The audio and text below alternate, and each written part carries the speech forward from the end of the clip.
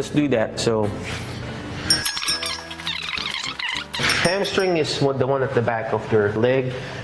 Grounding is very important. You're touching the patient. So the more touch that you get, the more connection that you get with the patient. You're building a bond. Yeah. Take off your shoes. What is that sock? You prepared for that, man? You really prepared for it, huh? I love it. So look at that. Sweeney the Pooh. Turtles. Turtles. Just make sure you support here, because some of them, they're tight, they're going to bend that knee. So hamstring here, just touch it. Dorsiflex. Of course, I'm not asking you to push all the way up. Just ask your therapist, hey, are you comfortable me stretching your patient their hamstring?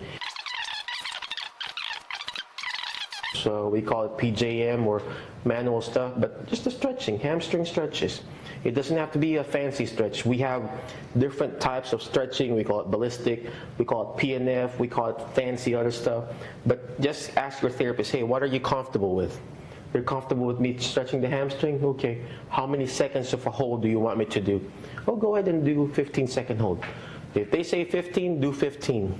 But ideally, when you want to read the books, the true stretching is 30-second stretch to release what your GTO. They're what you call, in your muscles, you got your GTO, it's your Golgi tendon organ. And that's the one that it gets releases. Your muscle spindles too. You got fibers there on your muscle. If it's your muscles are just like your hair. If you got knots in your hair, it's going to be harder to stretch. It's going to be harder to comb when you have knots in your hair. Well, same thing with your muscles. All right, and just tell them, hey, relax. Just let me stretch you. All right. So hamstring. That's SLR. Straight leg racing, hamstring.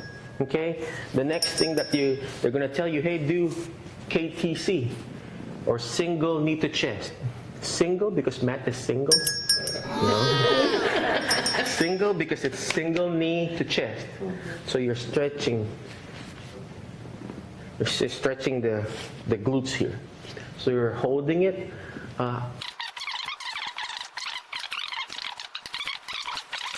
Next is lower trunk rotation. You're rotating left and right. You're supporting here, of course, with proper hand placement. Making sure their back is. Yeah. So, yeah, stretching there. And then you're holding it for good 10, 20, 30 seconds. Ideally, like what I said, it has to be 20 to 30 seconds. I'm dynamic. I'm doing this. I'm finding spots. Going, oh, that's a spot. That's a sore spot. I'm like, so, but of course, you ask your therapist, what do you want me to do? All right, static stretch. You can be also here, just doing this. Because if I'm there, I'm literally carrying his leg, which is probably 50 pounds. But here, I can, play around here and then put pressure there. Right? That makes sense? Okay? And you can also do it on the other side. Same thing, stretch here and just stretching there. Right? Of course, Matt is kind of, what you call this? Mobile. But if it's an older person, some of them, they won't even be able to do it. So you just play around with, okay, it's only going to be here. That's the only thing that you're going to be able to do. You don't push them towards the full range of motion. Only the available range of motion. Okay? So single knee to chest. All right? When you're doing single knee to chest, do dynamic stretches. Not just single joint. You're stretching the gastroc right here. You're stretching the quads. I'm also stretching the toes. Right? I'm multi-stretching. Because if you do every single one, it's going to be the whole day. So I'm multi-stretching here. So I can also stretch the knee. I'm pushing it down already. So it's stretching here. That makes sense? And I'm pushing it in too. I'm pushing it in so I could stretch the part here. So not just the butt muscle, the glutes. I'm also doing the outer side here. I'm pushing it in. And I'm dorsiflexing, and I'm stretching the toes too. So multi-stretches. And I'm pushing the knee down too. So it stretches here too. That makes sense? Okay, all right. Upper body, and then if the patient's already laying down, I'm doing this too. You know, a static stretch. Why are we doing this? Because you want to distract the shoulder, distract the elbow, distract the wrist. So you're just pulling them too. Why in this angle? Because you always want to get the, what you call resting and open pack position. So there are two types of position of your joint, okay? One is your close pack. When you say close pack, means the joint is where it's closest. So the joint is in a compacted position. Open pack means it's in open in the loosest position. Okay, so if I have this in my shoulder, what is this? Do you think it's a close pack? Yeah, it's just close because the shoulder joint is very compacted, right? But if you open it, this is the open pack.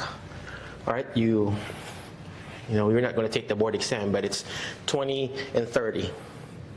That's the open pack position of that joint.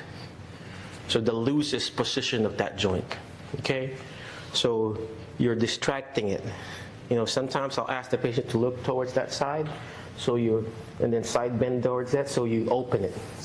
Remember, when it's compacted, when it's compressed, when everything is compressed, the neck is compressed, there's no nerve flow, there's no arterial flow, there's no venous flow, and worse, there's no lymph flow, the fluid flow. But if you open it, right, it's open, you got more flow. That makes sense? Right. And then you put the hand behind here, distract and stretch, distract and stretch, distract and stretch, okay?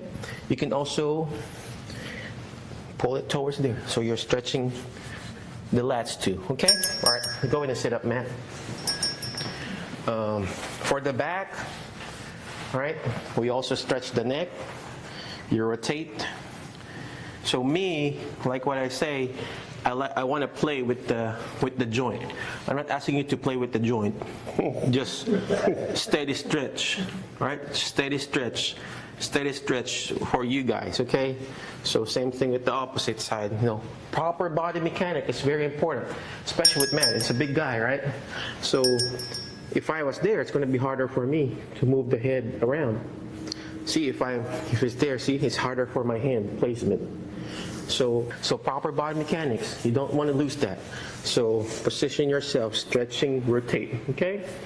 Another thing that you can do when they're sitting like this, sitting in a chair, distraction again, distraction, shoulder stretches. This is your tricep stretch, right? I'm moving here, I'm moving the scapula, I'm going to the middle part of the scapula too. All right, and then towards this side, I'm rotating them, not just the shoulder. Why did I choose you as a subject? Short of breath already, man. So I need to be here. So you rotate it there. You find the spot. All right, you find that spot, the scapular area, and that way you're moving that too. You're moving that scapular area. That makes sense? Okay, what else? Trunk rotation. You're doing trunk rotation. So you're helping that spine to move around. Okay? That makes sense? We put the heating pack here. So when the patient is laying down in supine, we have the heat pack there. So they have heat on their back, and then while we're stretching, remember the goal, we take care of the patient. If the patient is happy, you're happy, the therapist is happy, we're all good, right? Oh, put the patient in prone. And I put a pillow underneath their feet. So, and then of course, not yet, Mrs. Smith. You're ruining your makeup. We're gonna put a makeup on our thing, so yeah, whatever.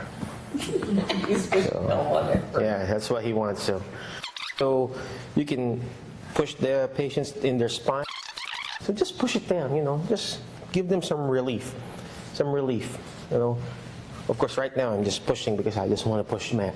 But, you know, just, okay, I'm just pushing you, Miss Smith. Relieve that pain on your thoracic area and on your low back. That's it, right? And then next you ask the patient here, if they can't do it, of course, you ask your therapist. And then you just ask them to lower this shoulder down. Why are we doing this? Because most of them, they can't even reach their low back. And then you just lower this down. And then along the way, you'll figure out where to press. For me, I would press somewhere in the scapular area here. I'm just pushing it down like that. Okay? That way you're mobilizing that shoulder joint. Quad stretch and psoas stretch, or the front part here. What I really want to do is I move it out to open the hip. Because if it's like that, it's already tight, right? So you open it out, and most of them, they can't even open out. They can't do external rotation. And then from here, kind of stretch so he's tight, right? And then again, grounding. One hand needs to be touching the person, not here, but somewhere here. So you're releasing the lumbar area. And then since you're here, you're doing 3 sets of 10, right? I'm going over here, I'm stabilizing here, right? So I'm moving it somewhere in the SI joint. And along the way, you'll figure out, oh, okay, I want to hold in the SI joint or in the hip area. And you do this, right? Range of motion. Range of motion. It doesn't have to be a steady stretch. It doesn't have to be bouncing. You can just do simple range of motion, and they'll feel so good.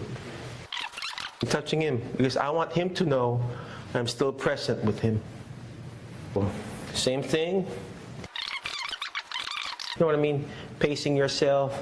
3, 5, 4, 3, 2, and 1. So another thing, rotation on the foot, rotation, right? Hey, most of them, they don't have foot rotation. You know, some of them, they got very ticklish foot or something. They're not used to, you know, doing that. But once they feel that, you know, you can do it. Ask them to do some stretching on the wall. You know, ask them to grab like a yoga thing and then ask them to lean forward. So, all right. From here, you ask the patient, hey, Mrs. Smith, could you go on all your fours? Or Mr. Smith, on all your fours. Of course, some patients, they can't do this, right? And most of them, they can't. But if they can, the higher level patient, all the way to your heel. There you go. And you're kind of stretching them too. Stretching them too. You know, holding it there. Holding it there. And then you're grounding. You can just leave them alone. Other therapists, I know one therapist somewhere in Mackenzie, she told me, I don't touch my patient. What kind of therapy is that, right?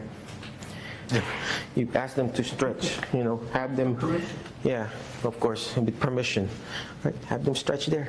And then you can go ahead and sit up, Mr. Smith, and then you check their vital signs. And then you hand that to your therapist. Hey, we did this, we did that, here's the vital signs. That's it. And we've helped the patient, and we've helped the therapist. And then everybody happy. Look at you checking each other's heart rate and oxygen. Very good. I see you doing it anyway, so very good. Another thing that you also need to be comfortable when you're doing that, you take off your shoes, your keys in your pocket, and your cell phone, because sometimes when you kind of move around, it kind of touches them and then like weird sensation, oh, there's the key poking on me or something. Even the watch, I most of the time I remove it too when I'm doing, so Matt removes it too. So, but of course if you're not touching the patient, you're just doing cardiac protocol, it's fine. All right, we're going to bring that chest in, and then you're going to tell me if it's too much. You just give her like, Good, right there. Okay, we're going to hold all the way up. All right, I want you to straighten your knee out.